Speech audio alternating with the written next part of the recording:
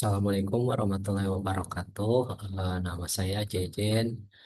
Dari di sini saya mencoba mempresentasikan untuk memenuhi tugas UAS manajemen hubungan industrial dengan studi kasus yaitu PHK massal PT Seritek Group dan analisis hubungan industrial di sektor manufaktur tekstil Indonesia.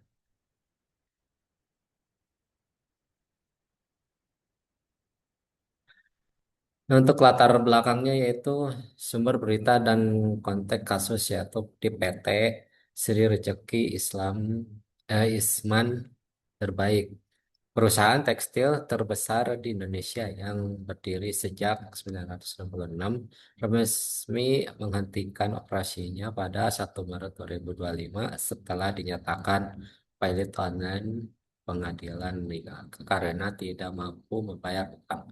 Kantor melaksanakan PHK massal terhadap lebih dari 10.965 karyawan di Ritex Group, memicu penjabat memicu perdebatan mengenai kesesuaian standar PHK dengan Undang-Undang Cipta Kerja dan mekanisme hubungan industrial tripartit. Untuk sebenarnya untuk sektor bisnis manufaktur tekstil dan garmennya itu di profil PT Sri Rezeki Isman Terbaik.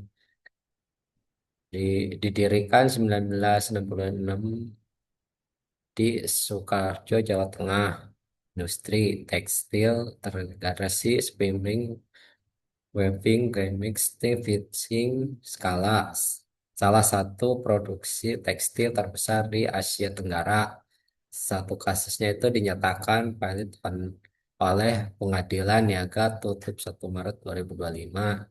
Nah, terdampaknya itu Shrek Brothers with Sinar Berdaya. Mengapa kasus ini relevan yaitu pada karya industri tekstil menyapa tenaga kerja dalam hubungan sangat besar sehingga PHK berdampak luas secara sosial. Personal terus tekstil berdampak sumber produk, impor, dan penurunan permintaan pasar global memikirkan tantangan industri manufaktur nasional. Nantinya regulasi yaitu terjadi ketidaksinkronan antara UU Kepilitan dan UU Cipta Kerja dalam melindungi hak pekerja saat perusahaan valid. Bagian trennya nasional yaitu PHK Sritek merupakan bagian dari gelombang PHK sektor manufaktur Sritek Yamaha di awal 2025. PHK massal sekarang dari sumber sebarangan perusahaannya yaitu sebesar PHK per perusahaannya per Maret 2025 di 90.000 yaitu 854 dan Nasritek Soekarjo. Untuk Debortek yang berbeda itu 169 per 1.000. Nah, untuk periode untuk Prima Yu- Prima Yoda periodenya yaitu di garis 946 deh 1.000. Untuk sinar Panrajati, untuk sinar Pancajada yaitu 340 per 1.000. Untuk perjalanan kasus menuju PHK massal yaitu Agustus 2024 PT Sinar Jadi melakukan PHK awal terhadap 340 pekerja sebelum status pilot ditetapkan. Februari 2025 itu PHK meluas ke Seritek Sukoharjo 8.000 mencapai 8.504, Prima Yuda Boyolali 956, Sinar Fatjadada yaitu 40 dan Britek 104 per 30 per 3 Maret 2005 yaitu Pemprov Jateng mengandung 9 perusahaan menampung ex karyawan mendesak pencepatan pembayaran CHT, dan JKP. Per di Januari 2025 itu PT Pretexmen PHK 1.065 pekerja, seiring memburuknya kondisi keuangan grup. Nah, di 1 Maret 2025 yaitu Sritek resmi menghentikan seluruh operasi pabrik setelah dinyatakan pailit oleh pengadilan niaga. Untuk untuk prinsip tripartit dalam hubungan industrinya itu pemerintah, direksi, Kemenpan, per PA, pengusaha, ya, para pekerja. Temuan analisis itu menurut Partai Buruh, mekanisme PHK Seritek diduga tidak didahului perlindungan para maupun terlibat kinerja kooperatif sehingga dinilai bertentangan. Perusahaan Mahkamah Kondistribusi yang menyarankan tahapan derivatif sebelum PHK dijalankan. Untuk negosiasi kreatif dan kerangka hukum ketenagakerjaannya yaitu negosiasi kolektif, yaitu adanya PHK massal dikurangi lebih dulu secara aktif. Kedua yaitu perundangan langsung manajemen atau koor dengan pekerja sering bekerja. Untuk derivatifnya itu mendeteksi oleh dinasker apabila parti tidak mencapai kesepakatan. Untuk nota dan dokumentasinya itu hasil perundangan dicatat sebagai bukti tidak kebalik dan transportasi proses. Dasar hukum ketenagakerjaannya itu Undang-Undang Nomor 6 2023 Cipta Kerja. Pasal 51 karyawan dan pengemudi wajib menyampaikan tujuan dan alasan PHK kepada pekerja serikat pekerja sebelum PHK dia diaksanakan. Pasal 15 4A JOVP turunan yaitu mengatur tata cara dan alasan sah PHK termasuk akibat perusahaan pilot atau ditutup permanen.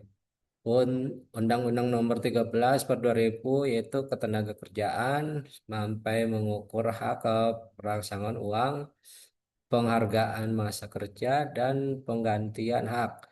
Undang-Undang Nomor 37 per 2024 yaitu kepailitan yaitu pasal 165 mengatur kedaulat kedudukan upah pekerja sebagai kewajiban diputar pilot yang harus diprioritaskan. Dampak PHK massal bagi perempuan kepentingan yaitu bisnis, hilangnya kapasitas produksi dan proteksi perusahaan utama. Kedua itu beban kewajiban membayar hak pekerja, pesangon, DHT, JKP dari harta pilot terbatas. Untuk kepercayaan inovator dan mitra dagang menurun. Pekerja yaitu satu kehilangan sumber penghasilan bagi lebih dari 10.965 orang. Yang kedua yaitu ketidakpastian pencairan hak pesangon JHT, JKP akibat proses pilot. Yang ketiga itu kesulitan mencari pekerjaan baru di industri tekstil yang sedang lesu. Untuk masyarakat yaitu pertama efek berganda ke ekonomi lokal Sukarjo, Boyolali, dan Semarang. Yang kedua yaitu meningkatnya angka pengangguran dan potensi masalah sosial di wilayah padat industri. Yang ketiga yaitu menjadi presiden nasional bagi tata kelola PHK akibat kepailitan. Untuk strategi penyelesaian konflik dan rekomendasinya yaitu optimalkan mekanisme berparti dari kotor dan manajemen tetap wajib menjaga perlindungan berparti singkat dan dinasker sebagai metode terapi meski di bawah tekanan waktu proses kepalitan. Yang kedua yaitu percepatan pembayaran hak pekerja yaitu prioritas pencairan pesangon JHT dan JKP bekerja sama dengan BPJS Ketenagakerjaan agar dampak sosial dapat diminimalkan segera setelah PHK. Yang ketiga yaitu harmonisasi regulasi kepalitan yang bertanya ketenaga kerjaan, yaitu pemerintah perlu menyinkronkan undang-undang kepalitan dan undang-undang cipta kerja agar kedudukan hak pekerja lebih terjamin saat perusahaan pilot. Yang keempat yaitu program penyerapan tenaga kerja terdampak, yaitu pemerintah daerah mengandung perusahaan lain untuk menampung ex karyawan sertai pelatihan ulang reksape sesuai kebutuhan industri. Untuk hubungan industri yang harmonis dimulai dari proses yang taat asas. Itu pertama kasus PHK massal Ceretek menunjukkan bahwa kepailitan perusahaan pada karyawan dan berdampak sosial luas dan memerlukan memerlukan pesanangan hubungan industri yang cermat. Prinsip transparan dan negosiasi eksklusif terhadap harus dijalankan meski dalam kondisi krisis agar hak pekerja terlindung dan proses PHK berlandaskan hukum. Yang ketiga itu harmonis regulasi antara hukum kepailitan dan ketenagakerjaan menjadi kunci mencegah proses buruk mengabaikan hak pekerja di masa depan.